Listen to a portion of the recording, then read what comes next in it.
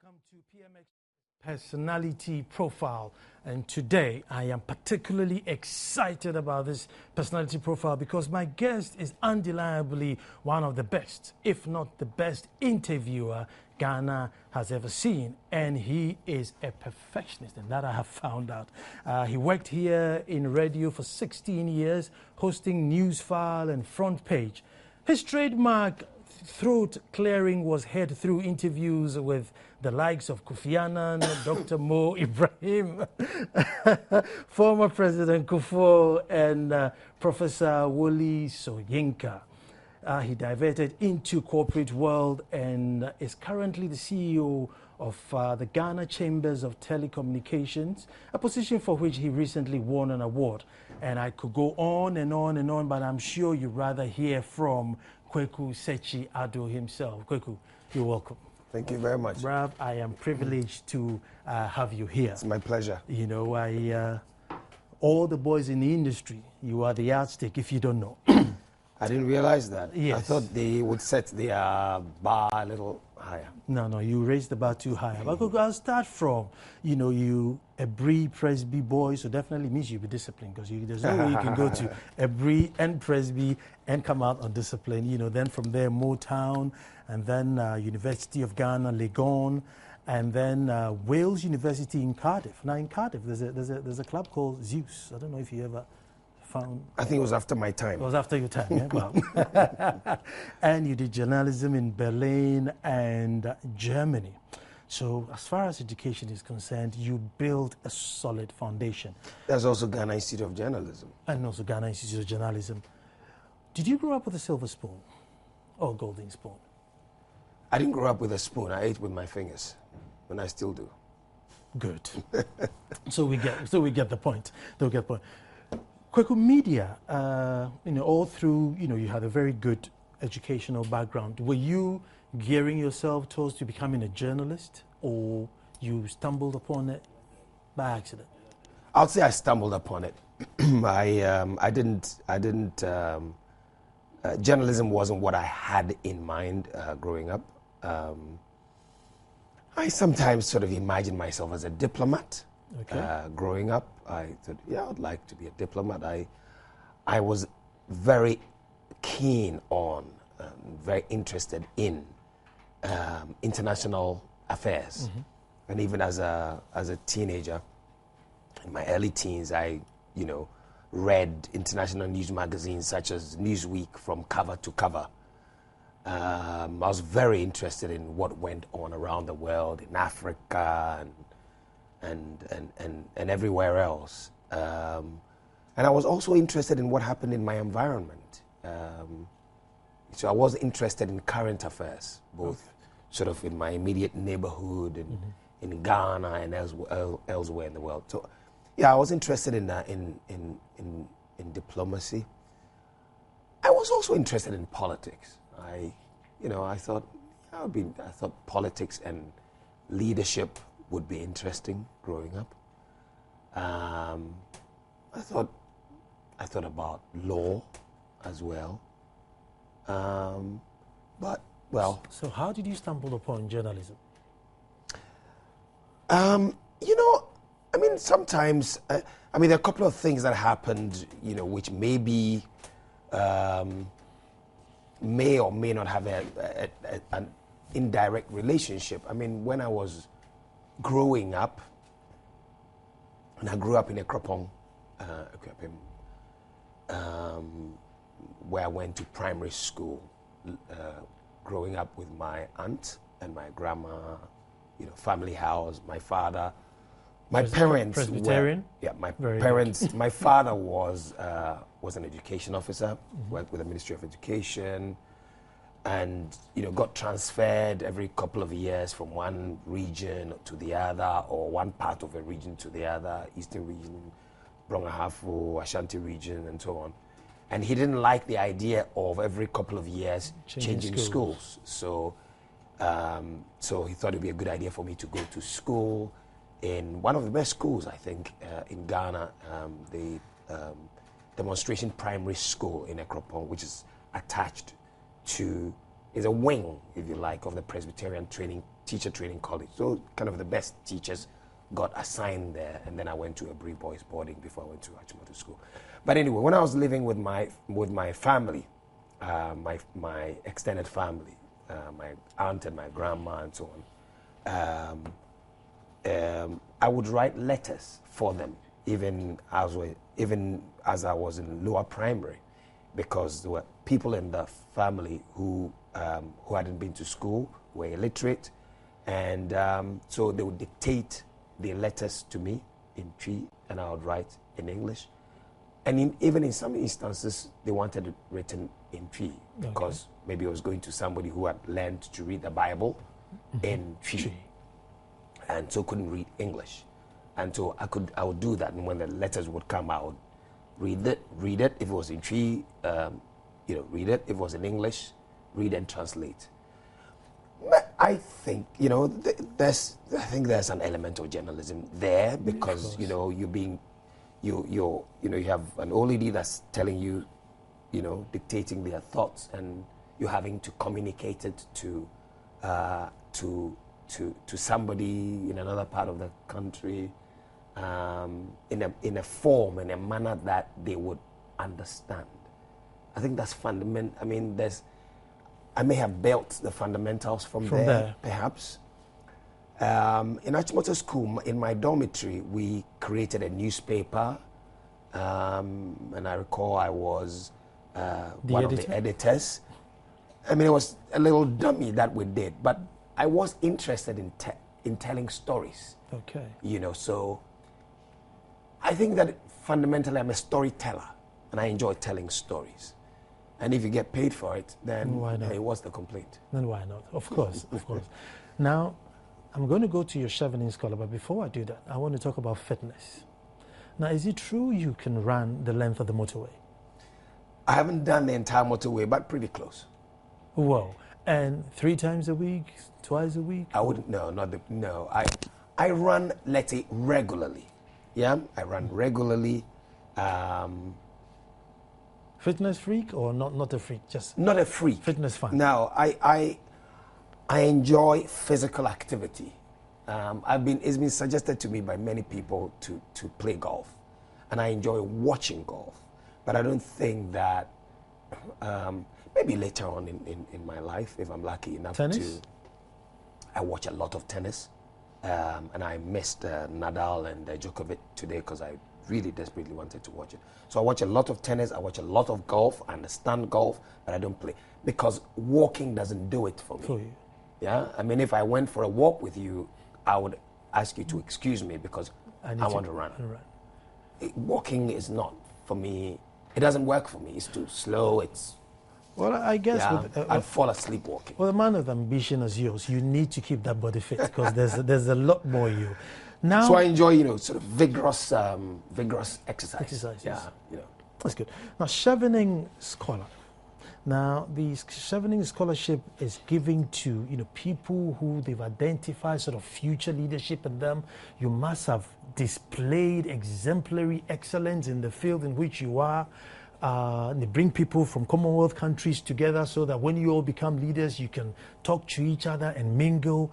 And I want to find out how you got picked because, I was looking through it and there's like João Miranda, who was former Foreign Affairs Minister of Angola. There's Alvaro, who was former President of Colombia. And the list is endless with, really high flyers.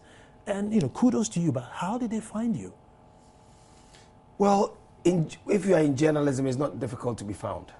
That's true. Because you are in people's faces all the time. So, and I think that's one of the lessons for journalists that, you're drafting your own recommendation with each story you do, with each appearance you make, with each script you write. It bears your name. It's your, carries your DNA. Even if you're not well paid, but you do it well, your work will be recognized. Ultimately, it will speak for itself. So I think when you're a journalist, you're not working for your boss. You're not working for the news editor. You're not working for the news organization. You're working for yourself. Because the evidence is on the pink What sheet. you're going to put out there. It's on the face of the pink sheet. I think all you up-and-coming journalists, that was one profound statement, that you're not working for your boss. Anything that you put out there, that's your CV out there. Absolutely. Somebody's going to pick you up and call you one day. So, work your heart out. That's a very good one. Because if they're looking for, a news organization is looking for, to hire somebody, a journalist for a media position, your educational qualifications would count, I suppose. Mm-hmm. But primarily it would be, what have you done lately? Show me your best work for 2012 or the last 3 months. Quick, what interview would you rather not do again in your life? That this interview, my God, I don't want to do it again. None. You enjoyed it all? I don't know about enjoyed all of them. There were some interviews that were not fun. I can, sort of a number of interviews probably stick in my mind, but I frankly, I don't do regrets. Yeah, I'm not somebody who does regrets. I don't look back, I shouldn't have done this. It's a waste of time. Regrets is a waste of time. Looking back is a waste of time. What are you going to do with it? It's gone. So I don't do regrets. So I can't think of an interview that I shouldn't have done. I think every interview I did was well considered, considering the circumstances, and it was a good decision to make at the time, and it was done. Even if it didn't turn out well, I should have done it. I should still have done it. So I don't know any interview that I shouldn't have done. Haven't you ever gotten a situation where, I'm not going to name names, right? But I remember when I started, and I hadn't learned live TV before. So I'm now learning while the director is talking to me in my ear and everything. And he says, Nana, you okay? Say yes, okay. So at 3, you're going to go. And then my guest says, don't ask me any of those questions. I don't know it. I'm thinking, my God, what do I do? What do you mean you don't know the questions? You're supposed to be the expert. Haven't you had any instance like that, where you walk into the interview and your guest is not either forthcoming or something, and the hour feels like 3 days? Have you ever had one?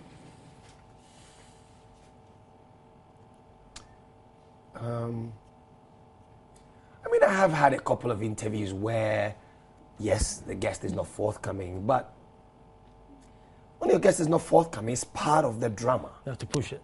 It's part of the drama. It's part of the excitement, the moment of silence, a guest refusing to answer a question, the tension, or it's all part of, in each interview will be different. Because each guest is different. With each guest, you're looking for something different. So the mix will deliver different outcomes. Let me see if you remember this interview. Okay, I'm just going to say one line because I remember it really clearly to you. Kwaku, I am going to speak for 21 minutes and 25 seconds, and exactly that time you will stop me. And wow. And then you said, no, I will stop you when I have to. He says, no, you let General Hamidi talk for 21 minutes and 25 seconds, and I'm going to talk the same. Tony Addo and General Hamidi. Yeah, I remember that one. It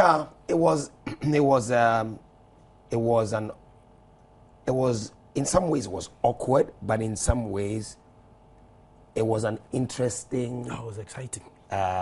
Sort of confrontation. Well, for the listener, it was exciting. Yeah. So, I don't know what to say, but let's put it this way. Tony Addo was always an interesting person to talk to because he speaks his mind, he's articulate, he's intelligent. Even if you don't agree with his views, you cannot be bored listening to what he has to say, especially if he's interesting to engage, because he'll give you back what you throw at him, So I like exchanges like that because there's a bit of humor, there's turn of phrase, there's irony, you never know what he's going to do or say next, and And that's exciting and interesting. And you get great sound bites from Tony. What are some of the memorable ones? Memorable interviews that I did? Yeah.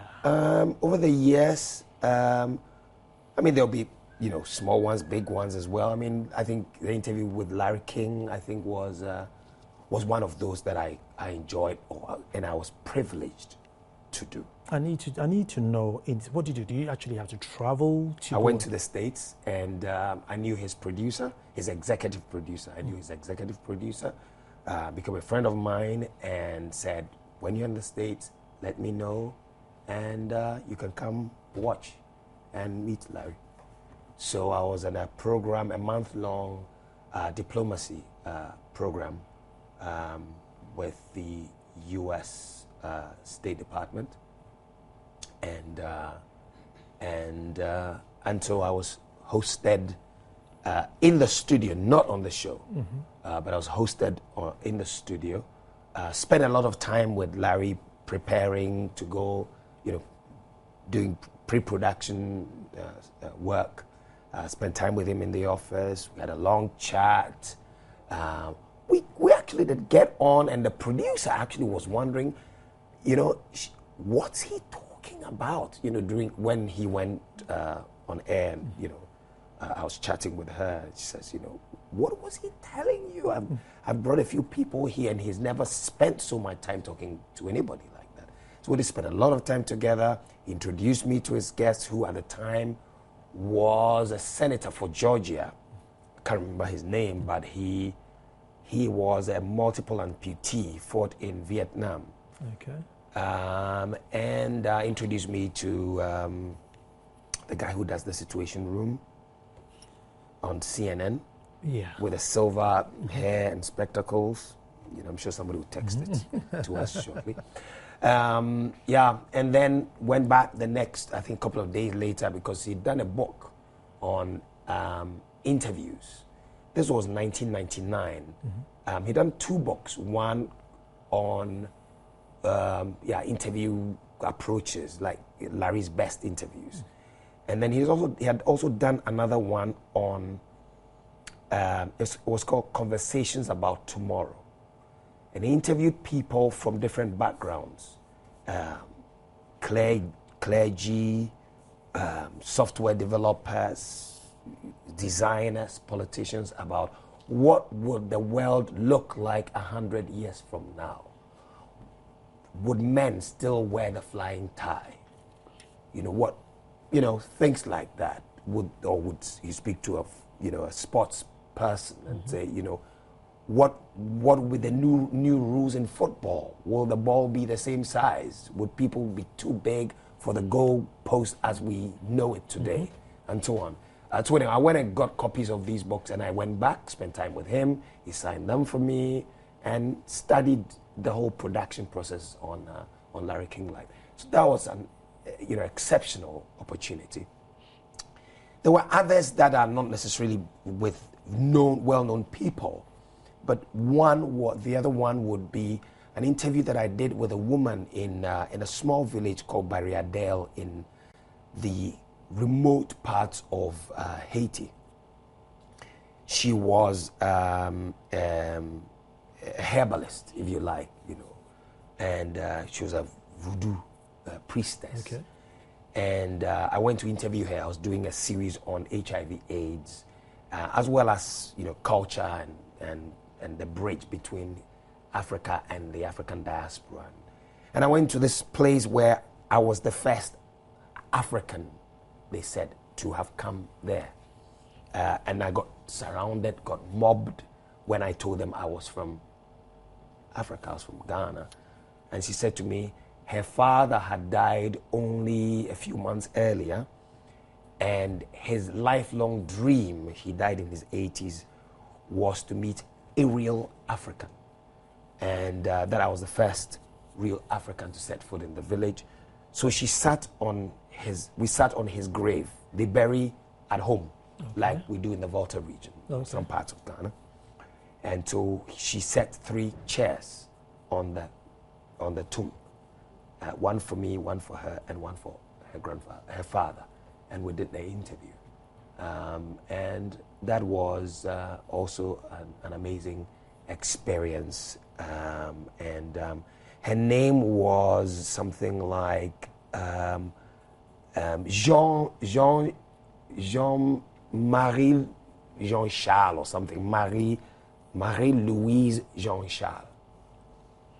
And I said to her, you can't be a juju woman and have a name like that. So I gave her a name? I gave her a name. So she didn't know what day of the week she was born. We made one up. I think it was Friday or something. So I said, well, you must be, and she was darker than me. Okay. So I said, let's add Nana to it. And so Nana Fuam. And we thought, you've survived all of these centuries here. The cockroach will be one of the creatures that if there was a nuclear meltdown would survive. You've survived. But we shouldn't call you a cockroach because that would sound like an insult. But the cockroach in Ewe is a bablaja. That's a heavy name. When the tourists come to Barriadale, you teach them to pronounce your name. For each try, they should pay $1. Or something. You become very rich. So I left her name. And she gave me a sheet of paper. I wrote it for her. She held it to her bosom. So one day if you go to Barriadale, if anybody goes to Barriadale, look for Nana Efia Bablaja.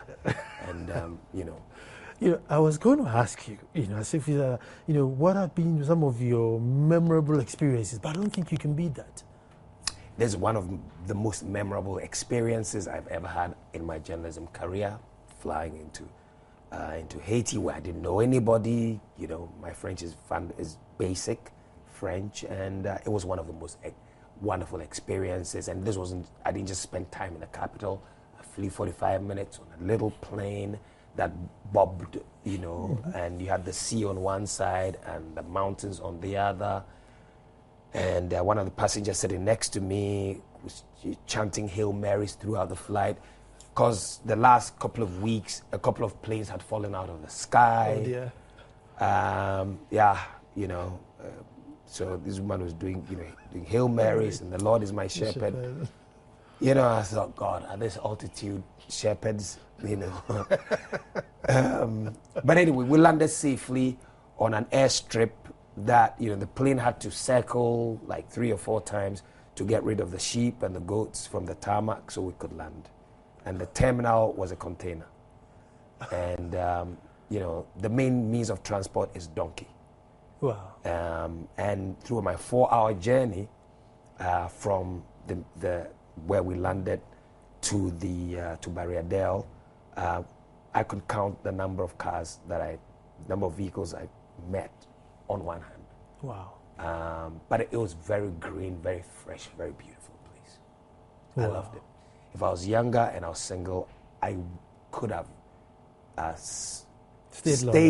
stayed longer, maybe done international national service. We're going to go for a break. When we come back, we want to look about media today and the media when Kwaku was in media. Stay tuned. Hello and welcome back. I'm enjoying this conversation. Can you see I'm so quiet and just listening to Kwaku. He is indeed a good storyteller. The yardstick for all the young journalists coming up. It's not a good yardstick. It's not a bad yardstick to follow. But I just want to find out, at the time when he was in media and today, what are the differences? Is it better now? Was it better then? Is it the same? Are we improving or are we retrogressing? Kwaku, media, fourth arm of government. We're supposed to be the gatekeepers. It's a very significant role in any society. The time when you were in media and today's media, what do you think? Is it better then? Is it better now? I just say it's different. It's different if you look at the volumes. If you look at newspapers, television, radio. When I started out in 1984, working with the Ghana News Agency, if you wanted to do radio, you had GBC Radio. And that was your lot. That was it. I mean, Radio 1 or Radio 2. Essentially on radio, there were two buttons, on and off. Television was the same thing. You didn't have, there was no multi-choice or multi-TV or, you know, the rest of your competitors. None of that. It was GTV.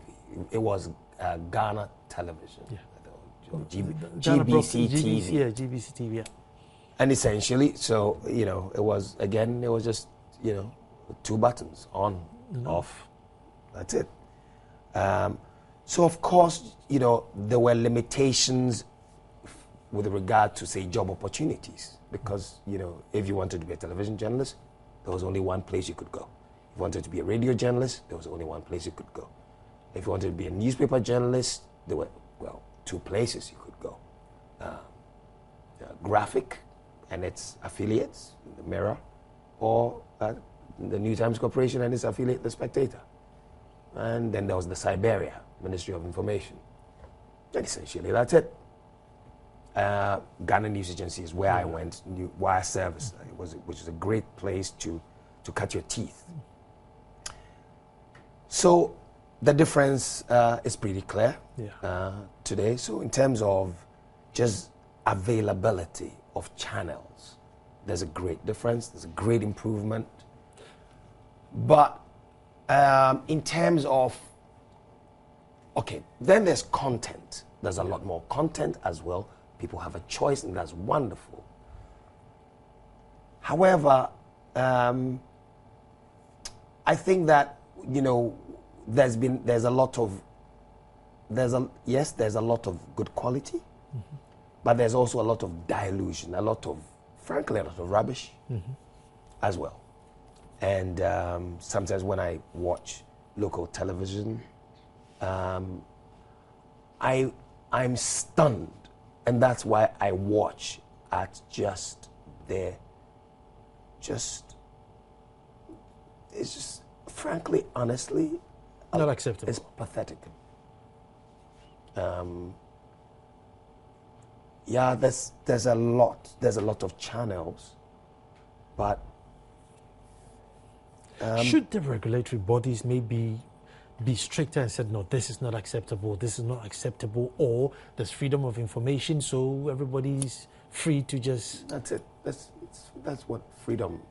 I mean, I think that, you know, media owners, you know, there's got to be a lot more training, a lot more, you know, just a lot more capacity is required in the industry. Of influence that TV and radio has, even though there's freedom and it shouldn't be censored and everything, they are still children growing up and are influenced by whatever it is that we are churning out.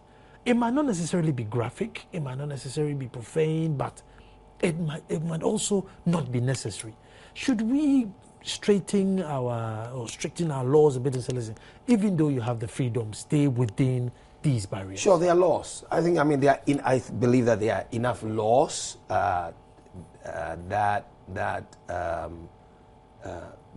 there are enough laws and ethical boundaries and so on.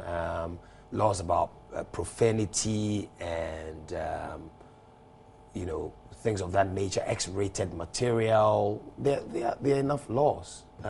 Obscenity and so on. There are enough laws. So it's just a question of enforcement, perhaps encouragement, better quality checks, better filtering. I mean, really, you can toughen the laws, but if you're not going to enforce them, I'll pick you up on enforcement. I mean, the GJA is saying that the media should come out much stronger against gays. I mean, what's your position on that? Well, my position, I'm on the side of what the law says, and that's it. I mean, you know, homosexuality or natural carnal knowledge is illegal. I think the debate is good, however, because, you know, society is evolving. So I think we should continue to debate these things And but yeah, personally, I'm not interested in what people do, to adults do with themselves or with each other in their privacy, and that includes heterosexuality.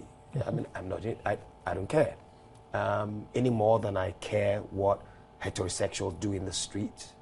I mean, we would care what heterosexuals do in the open, yeah. So whether it's heterosexuals or homosexuals or whoever, as long as it doesn't offend public decency and it's private, personally, it's none of my business. I think so too. I think so too. Now, I always ask this question to brothers and sisters I speak to that are in the media. Why is it that society demands more from English-speaking journalists than they do from local language-speaking journalists, i.e. Twiga or predominantly Twi? They demand less from you, but they want absolutely everything from you if you speak English. Why is the society like that? I don't know, but I just... I'm not sure that I can answer your question directly. What I can say is that I think the local language presenters have brought, they present differently. I think that the trying to fetch from the richness of our languages, they're fetching from the colorfulness of our languages. Okay, let me move from that. And using, for example, proverbs and so on. And there's a part of it, to be honest with you, that I find interesting because it's different. Yeah, it doesn't follow convention.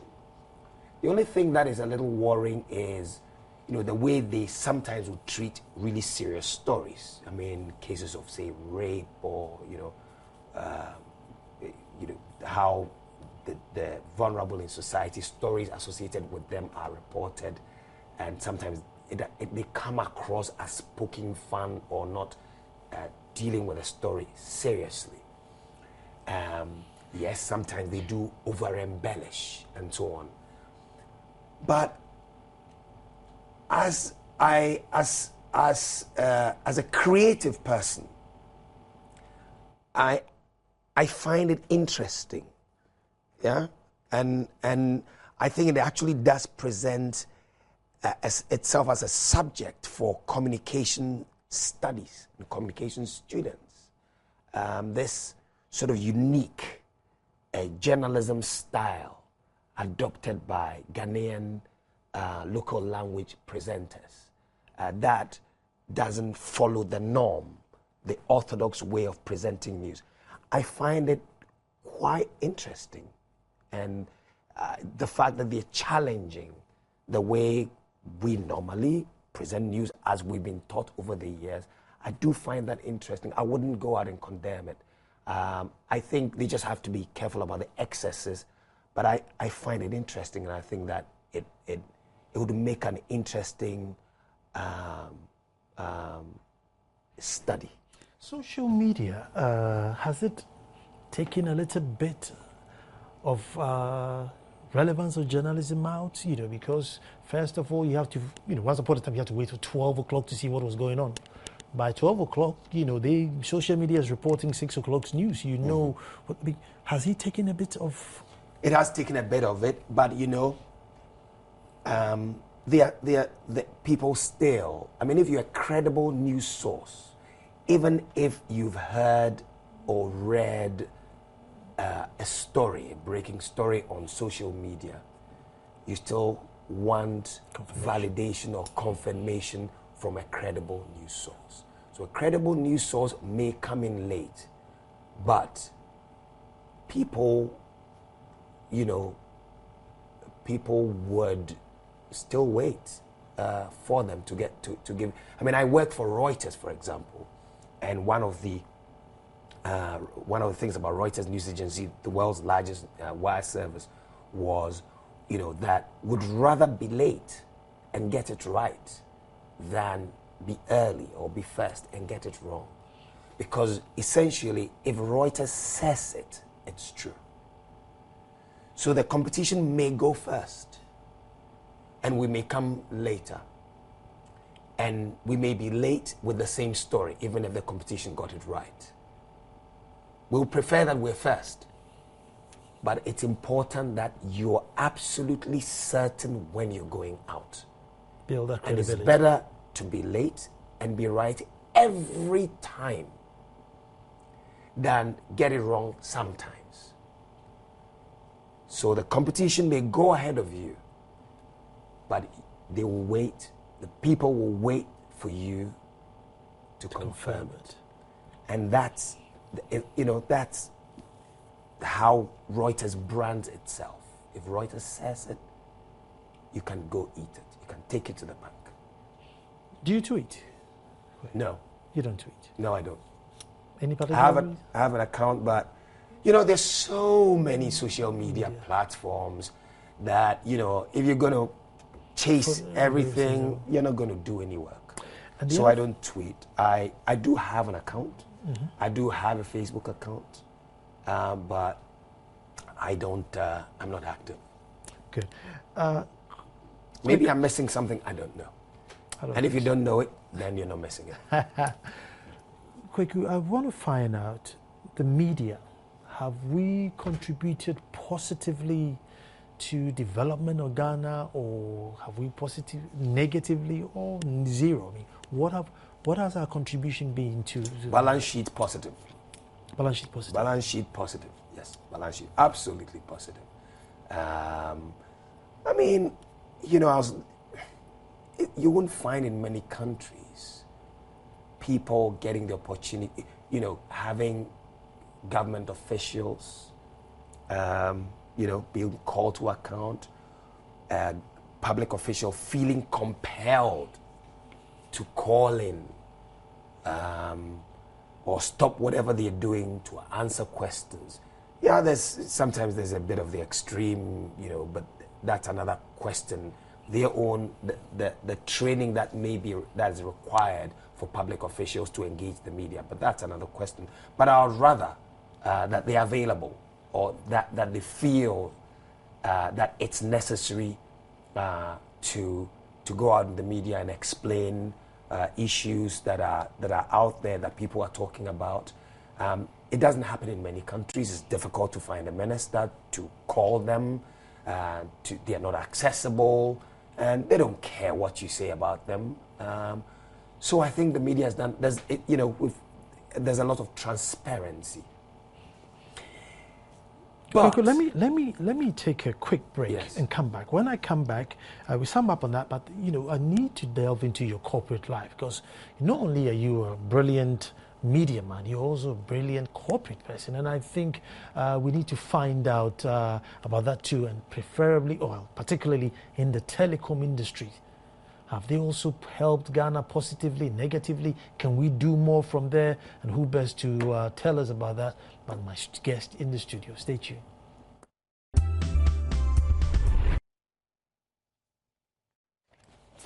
Welcome back to the show. This guy I'm talking to, I just wish I had about 3 days to talk to him. But, I don't know how I'm going to sift through all these things. He's been with Aqua Returns, brand broadcaster for Joy FM for 16 years, communication consultant for Standard Chartered Bank, Ghana News Agency, The Chronicle, BBC, Reuters, Kwaku One-on-One, but I can't talk about all that. So I'm just going to zoom straight into telecommunications. So let me just say just wrap up on the media thing. Mm-hmm. Let's put it this way. I practiced journalism from the 80s, mm-hmm. and I described, the media landscape at the time compared to what it is today. I would rather have what we have today, and work on it. I think we've got to work on it. There's a lot of rough edges. There's a lot of weeding to be done, a lot of clearing to be done. So there's a lot of work that needs to be done. I think we should strive for a lot more independent journalism rather than sort of appendage journalism. I think that's critical. I think values are important. The fundamental values or journalistic values are critical.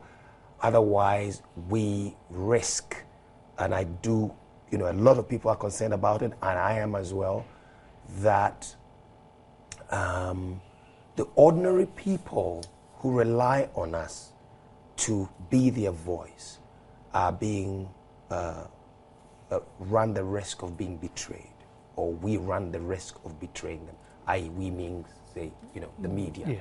Yeah. We've got to remember that our job is to hold public, people who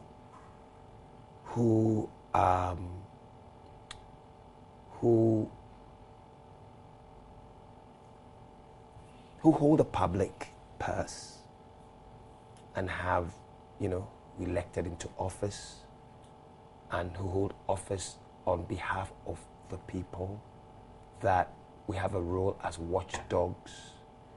And I'm not just talking about politicians, even businesses, the private sector, and so on. I think that we do have a great responsibility to be a check on society, and in so doing, that we ourselves live above reproach. Media themselves have to live above reproach, not be corrupt, not be unethical.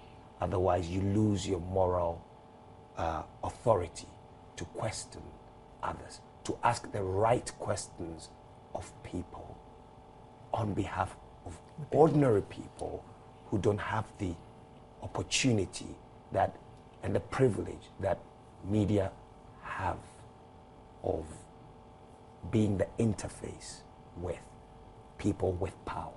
Well, I hope I'm asking all the questions that you would have wanted to ask if you had met Quick. So I'm doing my best there. Now I'm going to CEO of Ghana Chamber of Telecommunications. You see, Singapore, I think, got 100% internet connectivity. The USA is like 98. I think the UK is about 97. And that is the world today. I think Ghana is hovering between 10 and 12. However, it looks as if everybody sort of has a mobile phone.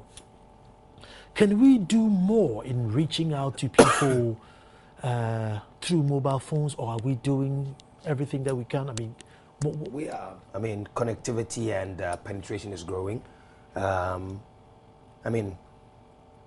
Just as recently as 2000 and maybe 10 years ago, we sold SIM cards for 300 Ghana cedis, 200 Ghana cedis, 3 million, 2 million. And you got one if you queued long enough or if you knew somebody. What's the price of a chip today? It's the same price as a potato chip. Yeah? And in 1981, Dr. Liman commissioned, when he went to make the commission the Kuntunse satellite station, he made the first international phone call to the UK. It was a national event. It was carried live on national television, accompanied by a brass band and masqueraders. Today, you text China, Australia, call. I didn't know about that. Yeah, it was a national event. I think, the only thing they didn't do was declare a national holiday because the president made an international phone call, direct. A lot has changed. Even as recently, when the Malaysians took over Ghana Telecom, I think they set a target to achieve 400,000 telephone lines, 400,000, not even 500,000. Within 4 years or whatever it was, I can't remember the exact target, but the exact sort of timeline. But it was a big deal. They were supposed to, have 400,000 phone lines out. Well, today we've got in excess of 25 million subscriptions. Of course, not everybody is covered because you've got multi-SIMs. People have more than one phone and so on. Okay. So maybe actual penetration in terms of the number of people that have a phone or a chip to themselves, maybe 65, maybe 70%, but that's still pretty high. Yeah. As recently as 2007, there were 7 million subscriptions. 2009, there were 17 million subscriptions. Today, is in excess of 25 million subscriptions, and growing. Same way, handsets. 40 years ago, in April 3rd, the first mobile phone call was made by Marty Cooper. The handset that he used, the Dynatac, weighed a couple of kilos, and it cost almost $4,000 or $3,000 US. Wow. Today everybody's got a mobile phone in their hand, from the board chairman to the board chairman's driver, and the driver's children, and the gardener and the gardener's children, and so on. But what's even better is that a lot of people are using feature phones, which is just basic phones for voice and maybe text. All of that is going to give way to smartphones. More and more people are going to get smartphones. Already in 2013, the shipments of sub-$50 smartphones. Now that's very powerful, because ordinary people, the taxi driver and the cobbler and the regular people are also going to have smartphones in their hands. The children can access the internet as well. They're going to learn. They're going to Google. They're going to be knowledgeable. They're going to be enlightened. They're going to know about the world. They're going to have access to information in the absence of libraries. It's going to make people. It's going to make us better people. Let me hear. Once upon a time, when the typewriter was invented, there was a big uproar that this was going to destroy handwriting. It wasn't allowed in schools. Who the hell thought about this? At the moment, where there's like that with mobile phones, it can't come anywhere near schools. Is there going to be a time where they're going to say, look, as part of your prospectus, you must have a smartphone? Do you think we'll get there? Possibly. You shouldn't rule anything out. Yes. Who was it that invented the I don't quite remember the name. The television. Okay. There've been things set up. There's a British businessman. I can't remember his name now, but he said when the iPhone came, he says, the iPhone, after Christmas, it'll be over, it'll be dead. Yeah, nobody's going to use it very much. Well, there we are. When the television was invented, people thought, yeah, who wants to watch? Sit behind a box. Yeah, who wants to watch people who wants to sit in front of a box and just watch other people do other people's lives? Who wants to watch other people's lives like that? But so things are unpredictable. But I think the critical point is that the mobile phone has changed the world. It's changed the way we live, the way we work, the way we play. And it's changed our country. As a state, we are sort of missing out on the information age because we can't afford laptops, we can't afford internet connectivity. However, the mobile phone seems to put it all together. It's affordable and there's connectivity. Do you think we should do a cautious effort to connect ourselves through the mobile phone? More and more people are getting connected, and indeed, laptops are going to become obsolete because people are tablets. Yeah, people are moving to tablets and phablets, which is sort of a combination of phone and tablet, and so that's where we're heading towards. And more and more people are getting connected. In fact, the numbers with Ghana with internet connectivity is around 15, although the ITU, the International Telecoms Union, puts Ghana around 23%. There's some stats that put it a little higher. No doubt there's a lot of room for growth, which will require investment in infrastructure so that as more and more people acquire these cheap smartphones, they can have easy access and not have all the buffering that goes on. That requires a lot of investments. Mobile phone companies have invested over 6 billion since the late 90s, employing over 1.5 million people, and want to do more because there's a lot of work to be done.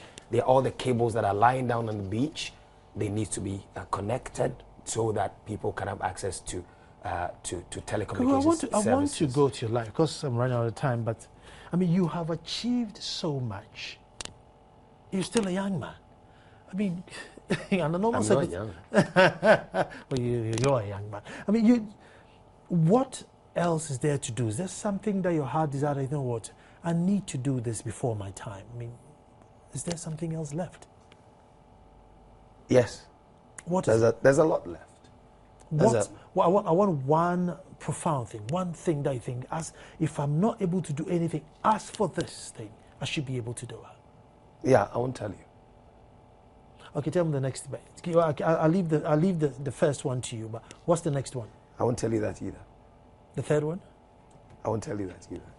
I'll tell you why this guy is going to be missed, right? And this was by Francis Duku, and I stumbled on it. I said, authority, control, confidence, suffers no fools, logical, depth, objective, professional, trademark, throat clearing. Thank you. Invincible, style, thoughtfulness, forgetfulness, indispensability, and respect. And these are the reasons why. What does this person want from me? Well, he's praising you. Why he misses you? Why he misses you not being on air He's just a very kind person, that's all. I'm sure he's very kind to everybody he meets. Thank you very much. What do you miss more? I mean, which is more fun? Corporate life or media life? As I said, I don't do regrets. No. No regrets. Which is more fun? Oh, which is more fun? Yes. I'm enjoying what I'm doing right now. I think telecoms is shaping the world, and its socioeconomic impact is incredible. I mean, you're part of it. Yeah, and being part of it, being the forefront of it in our country, I find that extremely exciting. So what is next? Space? NASA? I don't know. I frankly am not somebody who worries too much about what's around the bend. I've got things to do now, and I want to give it my best shot and get it done well. And the bend, what's around the corner, will take care of itself. So I'm not one of those. Oh, in 10 years I want to, make $5 million or whatever. I'm not the kind of person. I live for the moment. I don't live. I don't live for the moment, because that's almost sort of like I don't care what happens tomorrow. I do care what happens tomorrow, but I do take the tasks that I have to deal with today seriously. Yes, I am a strategic thinker as well, and a perfectionist. I like to do things well, as well as I can. I don't like sloppiness.